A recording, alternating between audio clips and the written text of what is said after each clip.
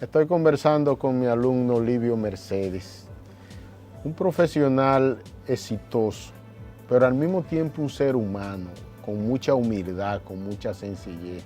Siempre se ha dicho que nosotros los sureños tenemos esa naturaleza humilde y sencilla, que eso es cónsono de nosotros como ser humano. ¿Por qué los sureños somos más humildes y más sencillos que los cibaeños y que la gente del este? ¿A qué se debe?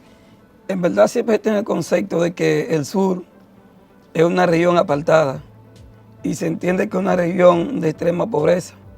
La pobreza nos hace humildes y sencillos. Nos hace humilde y sencillo, pero resulta ser cuando venimos emigramos hacia las ciudades principales, llámese Santo Domingo o Santiago, y venimos a estudiar nosotros lo del sur, generalmente nosotros tratamos de ser buenos estudiantes, de ser buenos profesionales. Sí, pero la pobreza y la limitación, cuando tú eras niño, ¿cuánto dormían en una cama en tu casa?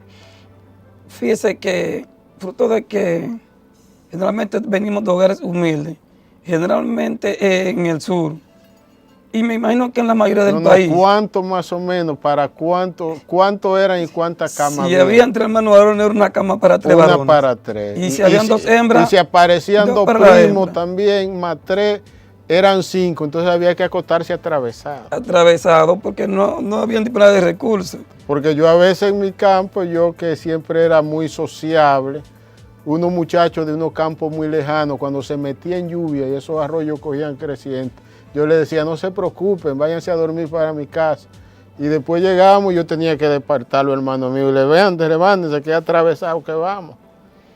¿Tú me entiendes? Entonces, cuando tú te crías en ese ambiente, ya, tú puedes conseguir todo el dinero del mundo. Y la humildad y la sencillez, tú la llevas en tu columna vertebral, es estructural.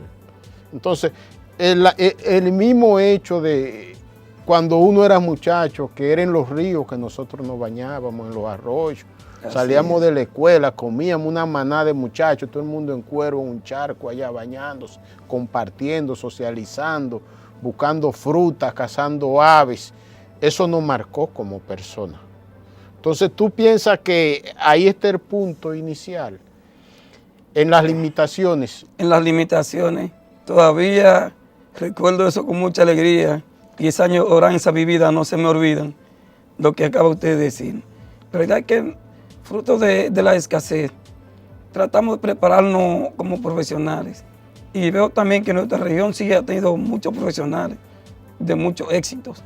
Y generalmente una vez crecemos como profesionales, tratamos de devolver en vocación de servicio. Pero alumnos, también la agricultura contribuye, porque por ejemplo el sur básicamente agrícola, San Juan y Azo.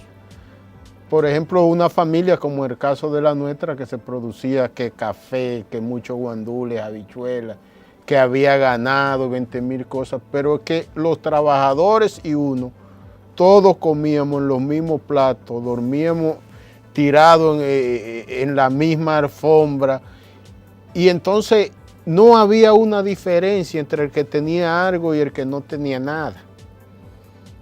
No sé si en el caso de ustedes en San Juan el proceso era el mismo, porque los mismos familiares de los trabajadores que eran jornaleros convivían con lo que le pagábamos el jornal en un sentido de amistad y de socialización que uno después lo termina viendo como familia de uno. Esa realidad era una familiaridad.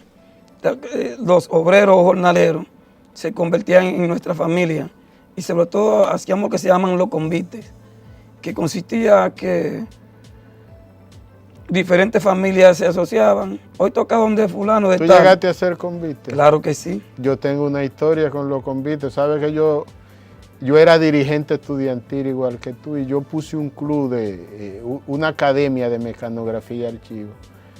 Pero yo también tenía mucho liderazgo político siendo muchacho. Y mi papá tenía una cerca que eso era una montaña. Y nunca ahí se le antojaba a él chapearla para sembrar habichuelas. Bueno, pero un día le dije yo a los muchachos, bajo unos tragos, yo quiero hacer un convite el domingo. ¿Cuántos se van conmigo? Bueno, eran mis alumnos, dijeron todos que sí. Y entonces busqué y preparamos 2 pailas de bollo y una paila de espagueti. Buscamos los machetes y nos fuimos y le marchamos a la cerca, la desmontamos. Mire, cuando yo sembré esa habichuela, eso estaba para que un quintal diera 30 quintales. Ya yo me iba a hacer rico. Pero después vino un aguacero al final, y ya la habichuela madurando y la dañó prácticamente todo. Y yo cuando pienso en ese momento, yo digo que fue Dios que dañó la habichuela.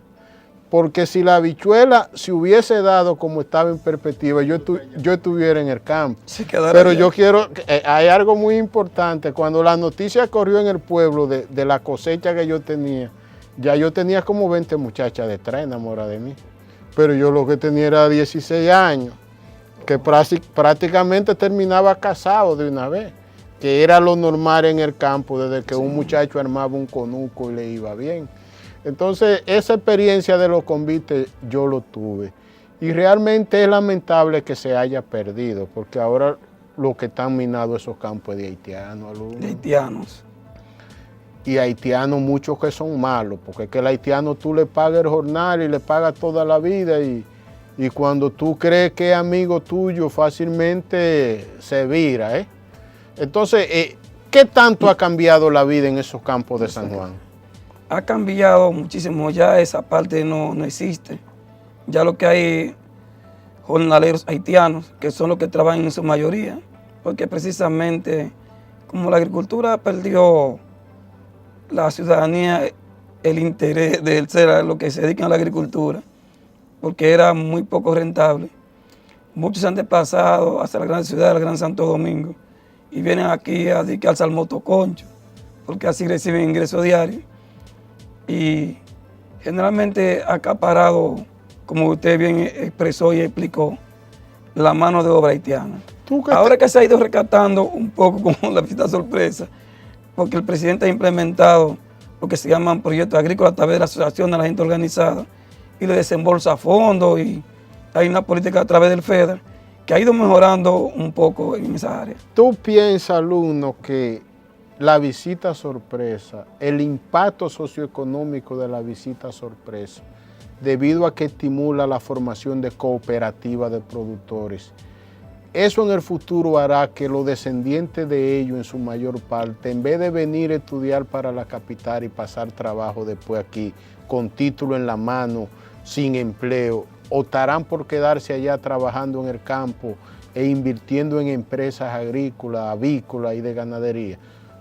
¿Qué tú percibes en esa perspectiva? Porque ya con 6 años de visita sorpresa, algunas señales habrá que ver y tú estás en el terreno. ¿Qué tú percibes? Yo pienso que eso va a tener un impacto, aunque lo está teniendo a corto, a mediano, pero a largo plazo, va a tener lo que se llama retención de población, en el sentido de cómo se va a incrementar la producción. Si usted tiene en su demarcación donde usted reside el modo de producir para vivir, no se desplaza en su totalidad la población hacia la grande urbe a tratar de buscarle sustento a través de producción de activismo económico. Entonces tú piensas que toda esa carretera que hace el gobierno por todos los lados del país, más toda esa inversión en obra pública, va enfocada en que la gente se quede ahí trabajando. Bueno, más universidad en casi todas las provincias. Es una visión que hay. Es una visión que lo que hay que hacer es incrementarlo. Por ejemplo, muchas personas se desplazan hacia el Gran Santo Domingo porque ven minimizada la oportunidad de tener su producción. Fíjese que muchas veces, si yo tuviera mi medio de producción de vivir aquí, yo no me desplazara hacia el Gran Santo Domingo. Porque es verdad que aquí, en base a sacrificio, logran obtener a veces un nivel económico para subsistir, pero generalmente siguen siendo pobres. Siguen siendo pobres porque lo que producen para mal comer y mantenerse. Cuando Danilo Alumno habló del sorteo de obra, en el reglamento se planteaba que ustedes los ingenieros tienen que comprar los materiales en la ferretería, en los pueblos. ¿Está sucediendo así en los hechos? Generalmente sucede, en su mayoría lo compran en la demarcación donde obtienen el proyecto, porque les es más económico tener que desplazar, por ejemplo, una obra en Pedernales, tener que desplazar material de aquí a allá, el costo del incremento del transporte. Eso ha creado un impacto social y económico en cada demarcación donde se ejecutan esos proyectos, porque la gente, los ingenieros que van a hacer los proyectos, pues compran ahí y emplean mano de obra de esa respectiva provincia o demarcación. Alumnos, yo veo ahora ferretería en municipios pequeños, en pueblos que no había nada de eso. Y se ha incrementado el número de ferreterías, en verdad. Entonces la política está impactando en función de cómo se planificó. Porque hay lo que se llama una distribución del presupuesto de la nación.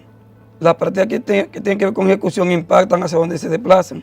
Si usted, por ejemplo, obtiene la construcción de un proyecto en Jimaní, de alguna manera, parte de los ingresos van a quedar en Jimaní. Si usted se desplaza hacia allá, usted va a rentar un hotel para amanecer o va a rentar una vivienda para el personal que usted lleva. Y lo que va a comprar es ahí.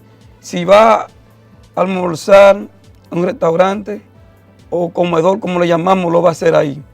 O sea, de alguna manera, los ingresos que usted está teniendo para la ejecución de ese proyecto, una parte se queda en la demarcación. Tú y yo que venimos de Conuco, de campo lejano, ¿por qué es que los productos son tan baratos allá cuando se los compran a los productores y son tan caros aquí en la capital?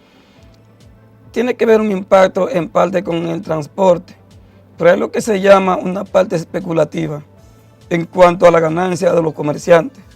Generalmente un comerciante que compra un plátano en 2 pesos, suponga que gaste 2 pesos o 3 para introducirlo al Gran Santo Domingo, lo quiere vender en 12 o 15. Pero el problema... Quieren ganarse por encima de la mitad. Alumno es el transporte. Un camioncito de Daihatsu, por ejemplo, que son los que traen los plátanos y los guineos a la capital.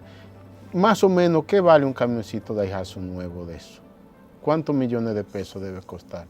2 millones o más. Es mucho dinero. Como 2.5 millones. Entonces, cuando a eso se le suma el consumo de combustible, y ese camioncito, subirle esa montaña de guineo y de plátano, eso toma una arquitectura de un día entero. Ahí es que está el problema. Para que este país tenga comida barata, medicina más barata, materiales de construcción más baratos, aquí hay que construir un tren de carga que unifique todas las regiones como en los países desarrollados. Hasta que eso no suceda, un plátano se lo van a comprar a 2 pesos al campesino y va a llegar a 10 y a 20 a la capital. Esa sería una buena idea, formidable, que hagan lo que se llama esos tren de carga, que será un transporte masivo, económico, más barato. Y con naves en la entrada de las provincias. Se puede traspasar la reducción de costo del transporte a la población. ¿Y tú crees que Danilo, si gobierna por un periodo más, podría hacer ese tren de carga?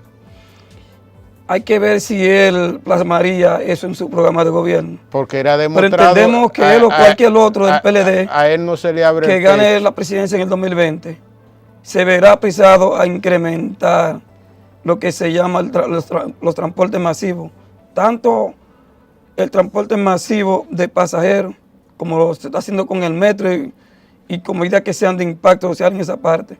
Así hay que incrementar lo que se llama el transporte masivo de los productos agrícolas, para que lleguen más económicos a la población. Alumno, muchas gracias por el privilegio inmenso que me ha dispensado de acompañarme hoy aquí en Club de Liderazgo. Y a los amigos televidentes que la próxima semana, si Dios quiere, estaremos aquí de nuevo con un invitado de igual calidad. Gracias por la oportunidad.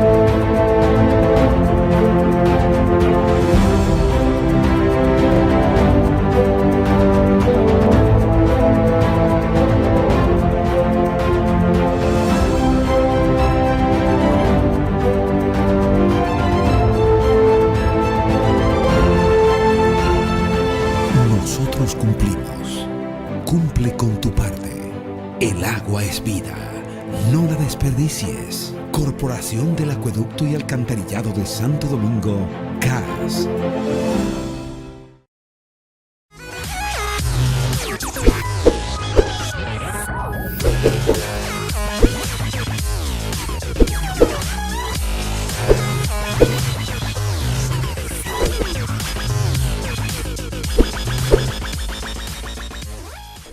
Monte Grande es fuente de vida, porque además de agua, generará 2.500 empleos directos y 1.500 indirectos. Beneficiará a 12.500 productores agrícolas con desarrollo sostenible. Irrigará 400.000 tareas para mejorar riego por goteo y tuberías, así como 305.000 tareas nuevas.